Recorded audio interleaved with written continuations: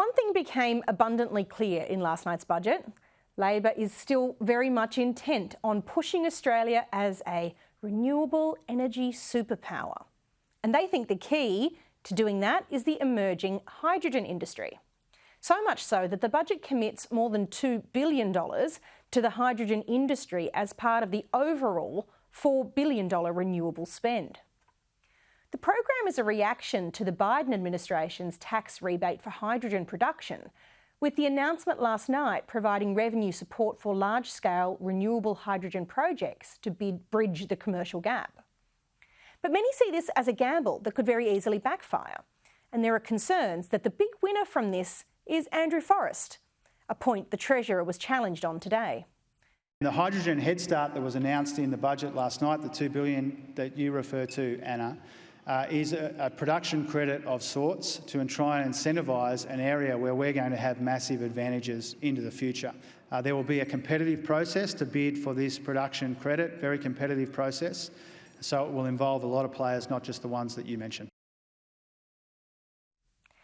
Joining me now to discuss this is the Head of Integrated Energy and Resources at Credit Suisse, Saul Kavonic. Saul, welcome to the program.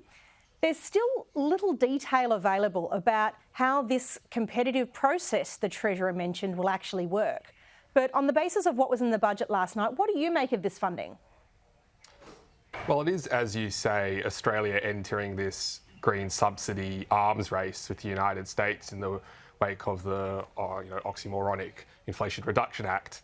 And it is, these kind of measures are going to be needed if Australia is going to be able to compete over the next 5 to 10 years in hydrogen.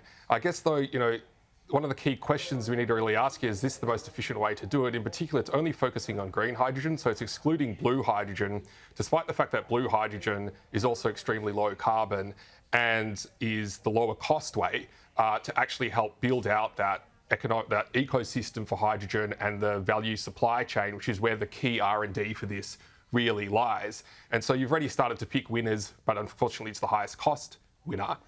And then it also comes down to how's this mechanism going to work. Now, if it's truly going to be an objective, transparent mechanism, you might actually find that most of this money goes to Australia's oil and gas industry, who actually have the biggest raft in the pipeline of actual credible hydrogen projects underway, including green hydrogen projects. But that's going to be, I think, will we actually see the money go to the best project, or is it going to go to the players which don't have the same level of political baggage and unpopularity as Australia's gas industry? Yeah, I think you're right to observe the importance of both blue and green hydrogen in making the entire industry have an ecosystem for viability, given that price is the real barrier at this point in time to it having greater take-up.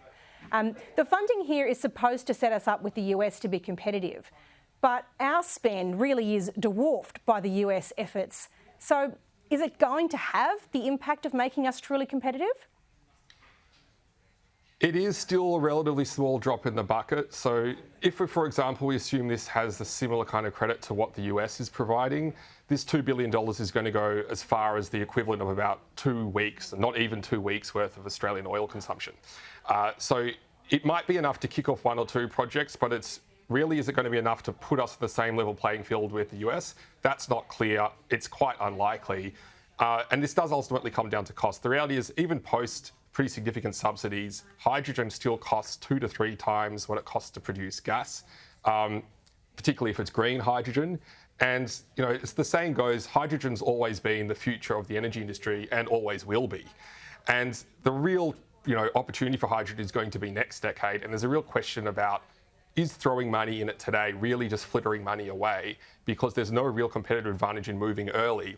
And what has been absent in this budget, for example, is support for Australia's critical minerals, where you could argue there's a much stronger competitive advantage and a much more stronger impetus to do something now to diversify supply chains away from China, but instead the money's going towards hydrogen to compete with the US, where they've got a much bigger bucket to throw than we can possibly do.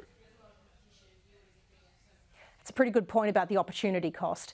The US plan offers production tax credits of up to $3 per kilogram for hydrogen. Do you think we could be looking at something similar to that here?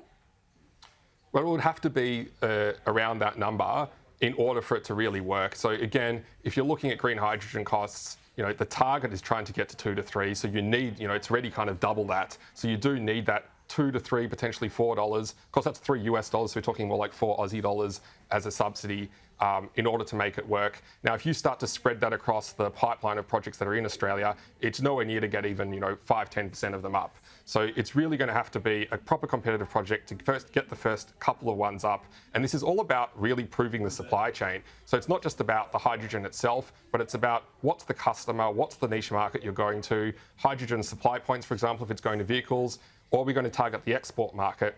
If we're going to target exports, this is going to go almost nowhere. Maybe we just need to focus this on some domestic sectors, for example, in vehicle fleets where there is better economics, it is a more niche area, and focus on the R&D and less on the bigger prize until we've actually proven that we can bring those costs down over the next 10 years.